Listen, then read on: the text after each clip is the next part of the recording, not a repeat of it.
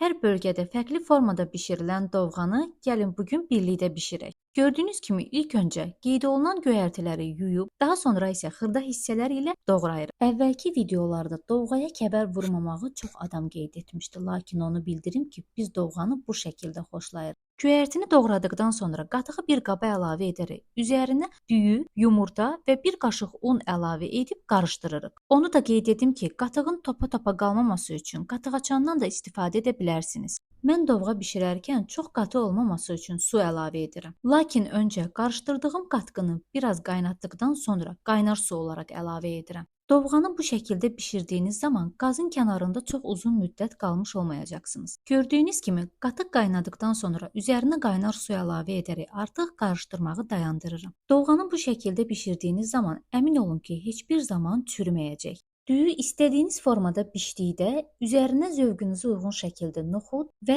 duz əlavə edəcəyik. Son olaraq isə göyərtini əlavə edəcəyik. Dovğaya göyərtini sonda vurmağımda əsas məqsəd göyərtinin dadının dovğada daha dadlı və görünüşünün daha gözəl görünməsidir. Sizlər üçün dəqiq inqridiyentləri rəy bölməsində mütləq şəkildə qeyd edəcəm. Daha çox dadlı yeməklər və daha maraqlı menyular üçün məni izləməyi unutmayın. Əlavə olaraq bişirməmi istədiyiniz hər hansı bir yemək varsa, mütləq şəkildə rəy bölməsində qeyd edin. Mənimlə birlikdə dovğa hazırlayan hər kəsə indidən nuş olsun.